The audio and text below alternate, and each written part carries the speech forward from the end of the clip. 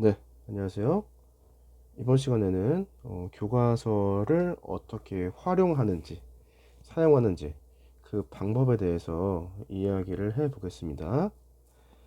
이번 시간 잘 듣고 교과서 활용법을 잘 익혔으면 좋겠습니다. 앞에 머릿말 나오는데 넘어가고요. 구성과 특징이라고 나와 있습니다. 구성과 특징. 수학 교과서, 뭐 다른 교과서도 마찬가지로 이러한 챕터가 나와 있죠. 책의 구조를 한꺼번에 알 수 있게, 그러니까 이 책을 이해하기 쉽게, 이 책은 이러이러한 방식으로 쓰여져 있습니다 라는 것을 알려주는 게 구성과 특징이라고 할 수 있겠습니다.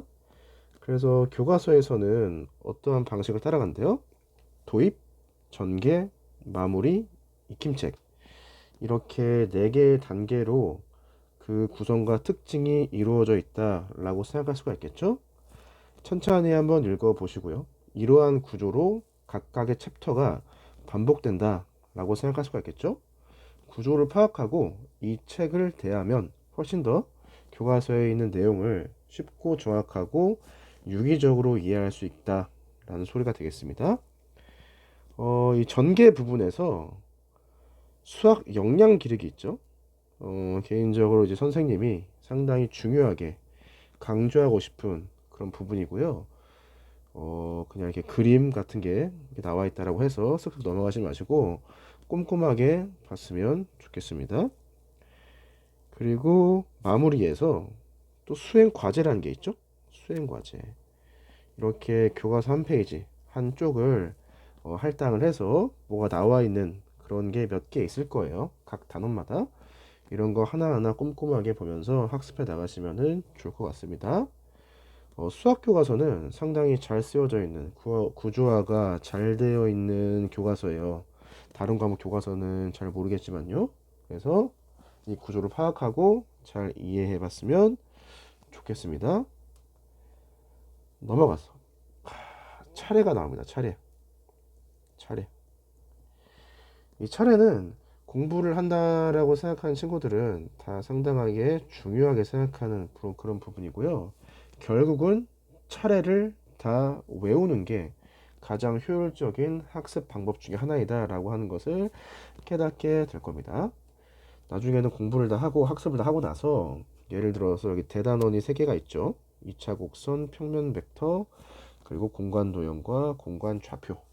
이 3개의 대단원의 이름만 보고서 그 대단원 속에 어떠한 중단원이 있는지, 그리고 그 중단원 속에 어떠한 소단원이 있는지, 그 단어가 무엇인지, 어떠한 개념이 들어있었는지, 어떠한 공식이 나왔으며 그것을 유도하는 과정이 어땠는지 등등등을 다 떠올릴 수 있게 돼야 되는 거거든요.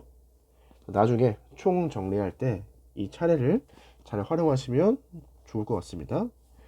굵직굵직한 기본적인 단어만을 가지고 우리가 실제적으로 배웠던 모든 디테일한 것들이 생각이 나면 돼요. 그렇게 학습을 해야 제대로 된 학습이다 라고 말을 할 수 있겠습니다. 넘어가 보겠습니다.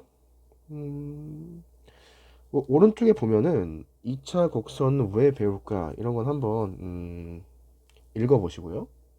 뭐 교양을 쌓는다 이런 식으로 생각하고 그냥 비문학 독해 지문을 읽는다라고 생각하고 그냥 가벼운 마음으로 읽어보면 좋을 것 같아요. 이 교과서에서 힌트가 나오는데 이 아래쪽에 이 단원에서 학습할 내용을 알아보고, 결국 여기에 학습 내용이 정리가 되어 있는 게 가장 첫 페이지에 나와 있습니다. 가장 첫 페이지. 무엇을 배운다?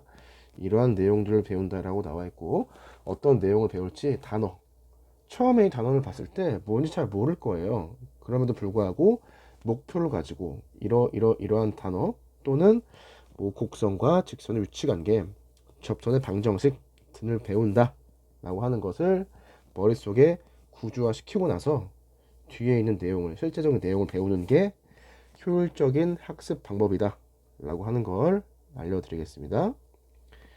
자, 왼쪽에 보면은 수학의 역사라고 나오죠. 이런 거는 진짜 그냥 한번 읽어보시면 될 것 같고요. 아래쪽에 준비학습이라고 되어 있습니다. 이번 단원 배우기 위해서 무엇이 필요하다는 소리예요? 이 단어에서는 점과 점 사이의 거리, 의미를 알아야 되고요. 공식도 알아야겠죠? 그 다음에 점과 무엇? 직선 사이의 거리를 알 수 있어야 된다.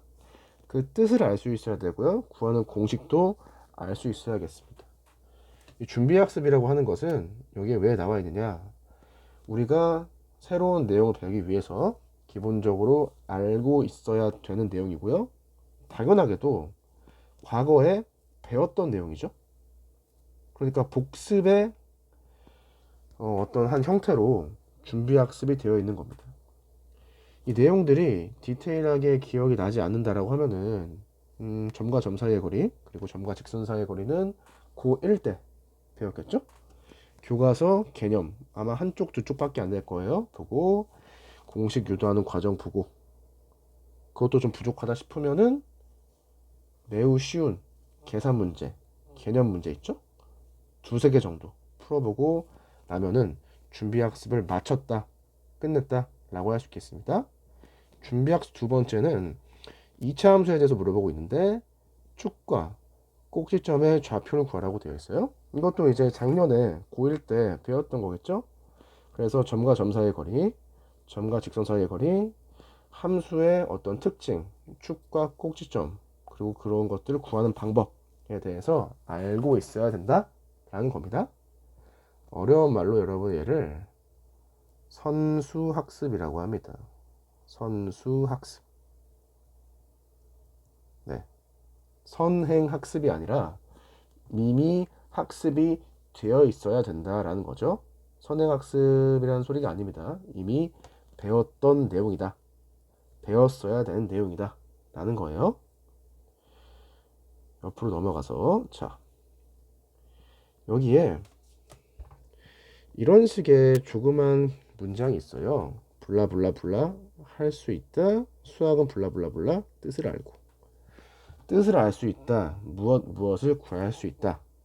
우리가 쉽게 그냥 읽고 지나가는 부분인데 강조해서 이야기하고 싶습니다. 얘를 두 글자로 목표라고 하고요. 네 글자로 학습 목표라고 합니다. 네. 목표를 설정하고 들어가는 것이 우리가 어떠한 학습을 함에 있어서 더 구체적인 동기를 유발해 준다는 거죠. 그리고 이 학습 목표는 여러분 학습자가 달성해야 되는 것을 문장으로 표현해내는 겁니다. 무엇을 알아야 돼요? 여러분의 목표는 뜻을 아는 게 첫 번째 학습 목표가 되어야 되고요. 방정식을 구할 수 있는 게 두 번째 학습 목표가 되어야 되는 거죠. 첫 번째, 두 번째 학습 목표가 달성되었으면 우리는 학습 목표를 다 달성했기 때문에 더 이상 할 게 없다 라는 겁니다. 그 여러분들 책에는 얘가 안 나와 있을 텐데 여기 학습 요소라고 나와 있죠. 다른 말로 하면 이 아래쪽에 보시면은 이렇게 굵은 글씨로 된 개념어들이 나와 있어요. 이런 것들을 어려운 말로 학습 요소라고 합니다. 이런 것들이 무엇인지 파악을 해 나가는 게 우리의 어떤 학습의 또 목표가 된다는 소리입니다. 새로운 용어가 나올 거예요. 하지만 새로운 용어는 우리가 알고 있는 것들을 조합해서 새로운 용어를 설명할 겁니다. 우리가 알고 있는 것들을 조합해야 된다는 소리는 초등학교 1학년부터 고등학교 1학년 때까지의 수학 내용을 다 알고 있다라고 전제했을 때 그 안다는 것하고 똑같은 거거든요. 초1부터 고1 때까지 알고 있던 것을 조합을 해서 새로운 개념을 만들어낸다 라는 소리입니다. 그래서 이게 학습 요소를 정리를 할 필요가 없어요. 정리를 할 필요가 있어요. 교과서에서는 친절하게 어떠한 형식으로 나와 있다? 굵은색 형태의 색깔 있는 글씨로 그 학습 요소가 나타나져 있다라는 소리입니다. 자, 이해되셨죠? 자, 좋습니다. 그 다음에 어떻게 구할까? 라고 나와 있죠? 포물선의 방정식을 어떻게 구할까? 라고 물음표가 나와 있어요. 그러면은 우리가 이 아래쪽 글을 읽을 때 어떤 내용이 나오길 기대하는 거죠? 말 그대로 방정식을 구하는 방법 맞아요?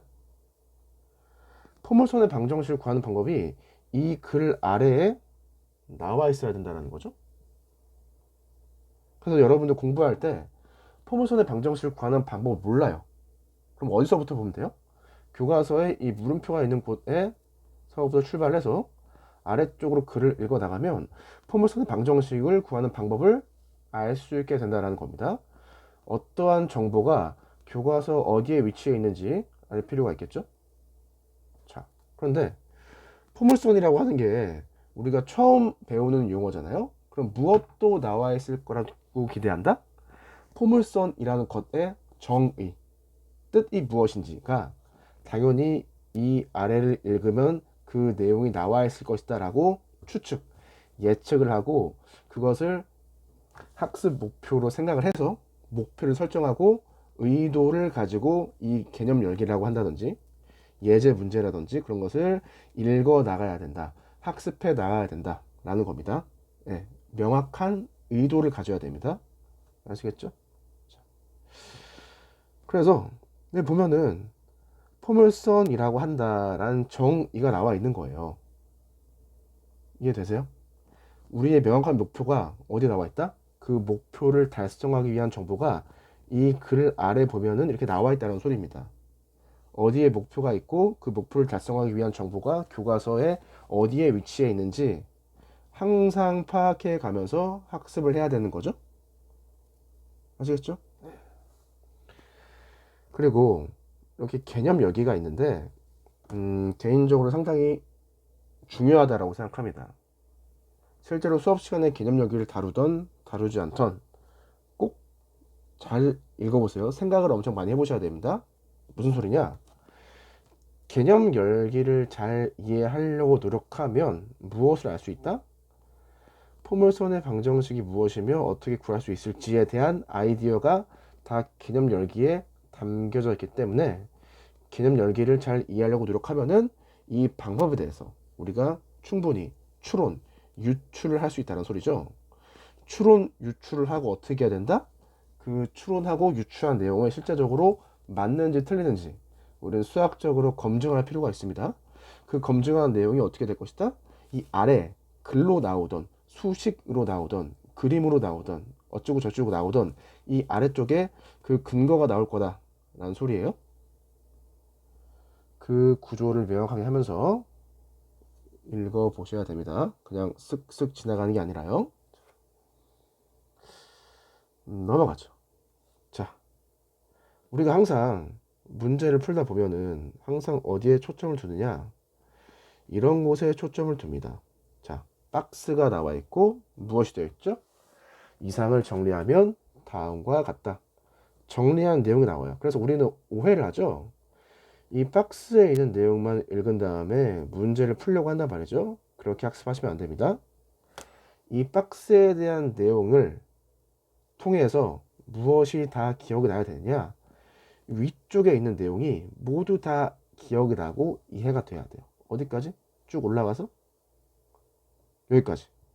어떻게 구할까? 여기까지의 내용이 다 상기가 되면서 떠오르면서 최종적으로 이 박스의 내용이 정리가 되는 것이 바람직한 학습 방법이 되겠습니다. 절대 이러시면 안 됩니다. 어떻게? 박스 내용만 보고 암기를 해서 적용을 해서 문제를 푸는 것은 의미가 없어요. 박스의 내용을 보면 어떻게? 그 전에 있던 내용들이 다 떠올라야 된다라는 겁니다. 아시겠죠? 그렇게 하면은 아래에 있는 문제들이 상당히 잘 풀릴 거예요. 당연한 소리지만 확인하기라든지 예제 문제라고 한다든지 이런 것은 방금 배웠던 내용을 적용해서 해결하는 거겠죠? 다른 말로 하면 확인하기, 예제 문제 1번이 풀리지 않는다면 어떻게 해야 된다? 위쪽으로 다시 돌아가서 학습을 하면서 문제를 풀 수 있는 그 근거를 일일이 찾아봐야 된다라는 겁니다. 일일이 다 찾아봐야 됩니다. 책을 앞뒤로 왔다 갔다 하면서 페이지 수 넘겼다가 다시 앞으로 돌아왔다가 그 근거를 교과서 내 안에서만 찾고 논리적으로 문제를 해결할 수 있도록 학습을 해야 되는 거죠. 이렇게 교과서에 구조가 되어 있다. 자, 여기도 보면은 박스 있죠. 자, 정리하면 다음과 같다. 알겠는데 어떻게? 이 위쪽에 있는 내용이 다 떠올라야 진정 우리가 파란색 박스에 있는 내용을 온전하게 이해했다라고 생각할 수 있는 겁니다. 아시겠죠? 넘어가면은 이런 식으로 교과서가 쓰여져 있어요. 네. 지금 한 단원이 끝난 거죠. 포물선이 끝났고 같은 구조로 다음 타원 단원이 나오고요. 그 다음 뭐 쌍곡선 단원이 나오고 정리 문제가 나오고 대단원 문제가 나오고 이런 식으로 되어 있습니다. 그래서 간단하게 지금 교과서를 어떻게 활용할 것인지에 대해서 이야기를 했습니다. 수학은 이제 공부, 학습하는 거니까 이러한 구조를 파악하고 들어가는 게 상당히 효율적이에요. 이해되시죠? 네. 이번 강의는 여기서 마치겠습니다. 감사합니다.